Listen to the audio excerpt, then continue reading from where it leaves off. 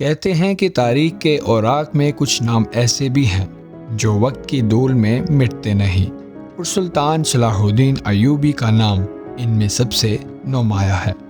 ایک غریب کرد لڑکا جو دنیا کی سب سے بڑی سلطنتوں کا حاکم بنا، جس کی عدل اور بہادری کی داستانیں آج بھی سنائی جاتی ہیں۔ کیا آپ لوگ جانتے ہیں کہ یروشلم کو فتح کرنے والے اس عظیم جنرل نے کبھی اپنے دشمنوں کو معاف کیا ہوگا؟ یہ ایک عظیم مہمان نواز بادشاہ تھے، لیکن جنگ کے میدان میں ان کے مقابلے میں کوئی ہمت نہیں کر پاتا تھا۔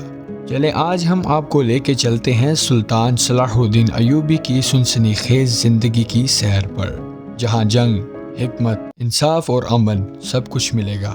کیا آپ تیار ہیں؟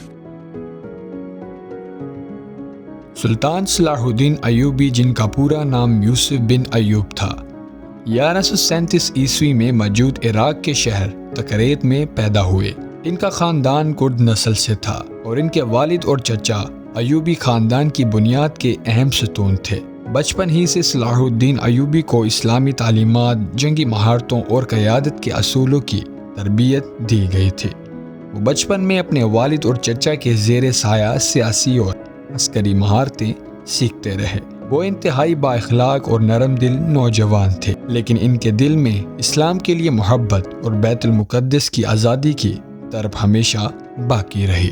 11ویں صدی میں صلیبی جنگوں کا آغاز ہو چکا تھا اور عیسائی صلیبی نے بیت المقدس پر قبضہ کر لیا تھا۔ مسلمان حکومتیں اس وقت اندرونی اختلافات اور انتشار کا شکار تھیں۔ بیت المقدس مسلمانوں کے لیے ایک مقدس شہر تھا جہاں قبلہ اول موجود تھا، لیکن صلیبی جنگجو نے اس شہر پر قبضہ جما لیا تھا اور وہاں مسلمانوں کو ذبح کیا گیا۔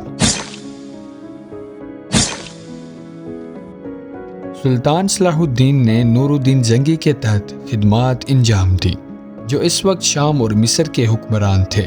نور الدین نے صلیبیوں کے خلاف مزاحمت شروع کی اور صلاح الدین کو ایک نوجوان کمانڈر کے طور پر مہمت میں شامل کیا۔ سلطان صلاح الدین کی عسکری مہارت اور دانش مندی نے جلد ہی اسے ایک ممتاز رہنما بنا دیا، اور جب نور الدین زنگی کا انتقال ہوا تو سلطان صلاح الدین نے ایوبی خاندان کی قیادت سنبھال لی اور مصر کے حکمران بن گئے۔ سلطان صلاح الدین نے اپنی حکمت عملی اور بصیرت سے شام اور مصر کی مسلم حکومتوں کو متحد کیا، اور اس کا مقصد ایک مضبوط مسلم اتحاد قائم کرنا تھا تاکہ صلیبیوں کا مقابلہ کیا جا سکے۔ وہ جانتا تھا کہ مسلمانوں کے لیے سب سے بڑا چیلنج بیت المقدس اور صلیبیوں سے آزاد کروانا تھا۔ سلطان صلاح الدین ایوبی نے اپنی فوج کو منظم کیا، جنگی منصوبے بنائے اور صلیبیوں کے خلاف بڑی جنگوں کے لیے تیاریاں شروع کی۔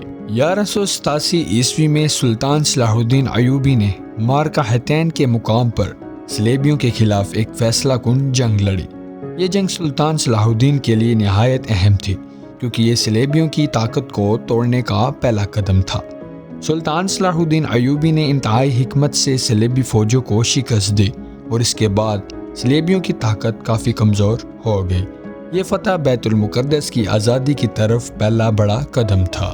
2 اکتوبر 1187 کو سلطان صلاح الدین ایوبی نے بیت المقدس کو صلیبیوں سے آزاد کروایا۔ یہ لمحہ مسلمانوں کے لیے نہایت اہم اور تاریخی تھا۔ سلطان صلاح الدین ایوبی نے فتح کے بعد شہر کے تمام باسیوں کو ایمان دی اور عیسائی اور یہودی شہریوں کو نقصان نہیں پہنچایا۔ انہوں نے اپنے دشمنوں کے ساتھ نہایت حسن و سلوک کیا اور انہیں شہر سے نکلنے کا محفوظ راستہ دیا۔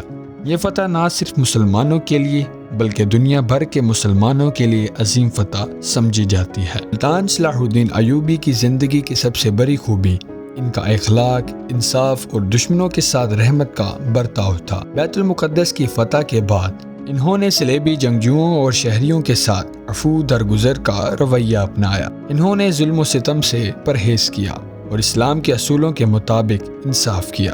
سلطان صلاح الدین نے کبھی بھی مال و دولت یا طاقت کے پیچھے اپنی قیادت کو قربان نہیں کیا، اور آخر میں سلطان صلاح الدین ایوبی 1193 میں دمشق میں وفات پا گئے۔ ان کی وفات پر دنیا بھر میں غم و صدمے کا اظہار کیا گیا۔ وہ اپنے وقت کے نہایت مقبول و عزت دار حکمران تھے، اور ان کی وفات کے بعد ان کا نام اسلامی تاریخ میں عظیم فتوحات اور اسلامی اتحاد کی علامت بن گیا۔ سلطان صلاح الدین ایوبی نے تاریخ میں ایک لازوال مقام حاصل کیا۔ انہوں نے اپنی قیادت، بہادری اور عدل و انصاف سے مسلمانوں کے دلوں میں ایک خاص مقام بنا لیا۔ ان کی سب سے بڑی کامیابی بیت المقدس کی آزادی تھی، لیکن ان کی اصل عظمت ان کی شخصیت میں تھی، ایک رحم دل، عادل اور بہادر رہنما جس نے اسلام کی سربلندی کے لیے اپنی زندگی وقف کر دی۔ تو دوستو، آئی ہوپ کہ آپ کو یہ واقعہ بہت اچھا لگا ہوگا۔ اگر لگا ہے تو کمنٹ سیکشن میں اپنی رائے کا اظہار ضرور کریں۔ تو انشاءاللہ ملتے ہیں آپ کو کسی نیکسٹ ویڈیو میں، تب تک کے لیے اللہ حافظ۔